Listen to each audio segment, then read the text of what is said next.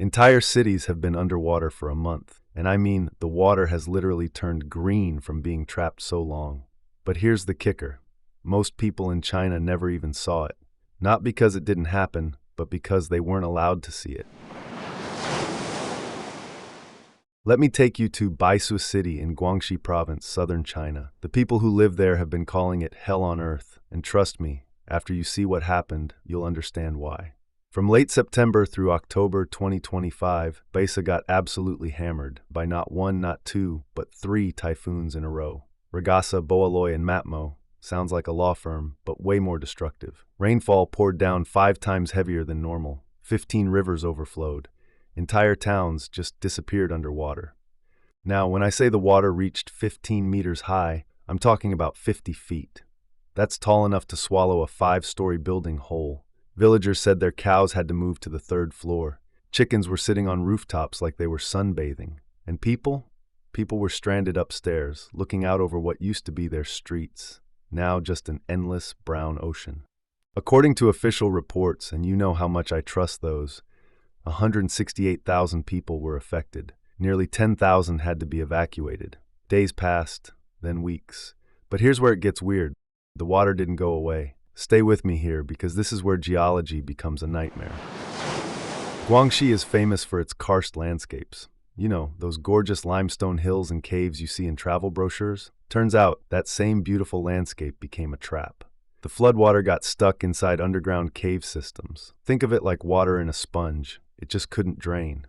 The porous limestone that makes those mountains Instagram-worthy also made them act like a massive underground reservoir, holding the floodwater hostage. So for weeks, entire towns stayed flooded. A month later, the water is still there. In some places it's turned green, thick with algae from being trapped too long. The city literally smells like rot. I mean, imagine your basement flooding, but it's your entire city and it stays that way for a month. Meanwhile, local farmers lost everything. Rice fields that were ready for harvest, just gone. People were wading chest-deep in brown water, desperately trying to grab whatever rice they could find before it started sprouting.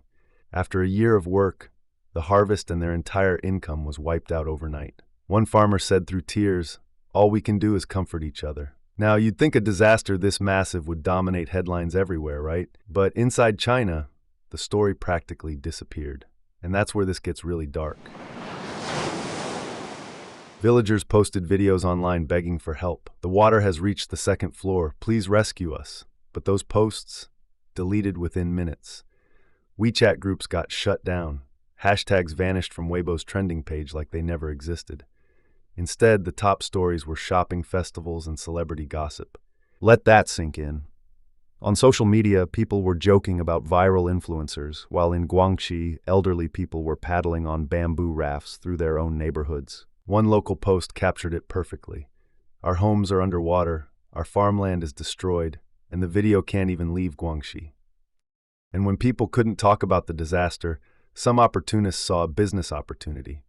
According to social media reports that were quickly deleted because of course they were, live streamers started broadcasting from flood zones, collecting donations while standing in knee-deep water. Others allegedly sold flooded sugarcane as disaster souvenirs. You can't make this up. The disaster became content. Meanwhile, real victims got nothing. But there were heroes too. And this one really gets me. A man named Hu Lei, a disabled trash collector, loaded his truck with noodles, cooking oil, and sanitary supplies. He drove all the way to Dabao County to help flood victims with his own money. When he arrived at the Dabao toll station with his relief supplies, guess what happened? Highway officials charged him 1,180 yuan in tolls. Yeah, when Hu Lei pointed out that in previous disasters he'd been granted free passage after notifying authorities, he got a cold response. The highway authority only offered a negotiated refund, and only after the incident blew up online. And speaking of priorities, while people were literally begging for help, the local government was busy promoting tourism for the National Day holiday. Billboards everywhere showing pictures of Guilin's beautiful rivers and mountains. You know, those same rivers that were flooding villages downstream. Apparently there was relief money, but it was bundled into big national packages with no clear breakdown for the victims. And people say the hardest-hit villages barely saw any help. But wait, it gets darker. When the floods hit their worst point, the Longtan hydroelectric station upstream opened its gates, releasing even more water downstream. Residents reported receiving little to no advance warning. So what nature started, infrastructure decisions amplified. Classic. One local aerial photographer who risked flying his drone above the flood zone said, "If my video hadn't gone viral, nobody in China would have known what was happening here." And he's absolutely right. So here we are, a month later. The water's still there, turning green from algae. The air smells foul, furniture, food, appliances, all ruined. And in the silence left by censorship, people have started to lose hope. They're not just fighting a flood anymore. They're fighting to be seen. This flood should have been front-page news. Instead, it became invisible, drowned out by propaganda, entertainment, and distractions. The Chinese government's response tells you everything you need to know about their priorities. It's almost impressive how consistently they get it backwards. So when you see those perfect pictures of China's mountains and rivers in travel magazines, just remember, downstream from those postcard views, there are still families staring out of second-floor windows at a green sea that won't go away. If you found this story important, share it, because your share breaks through the censorship. Sometimes helping people starts with just making sure the truth gets seen. But hey, what do I know? I'm just a panda. Click those like and subscribe buttons, then click this next video for more awesome panda reports.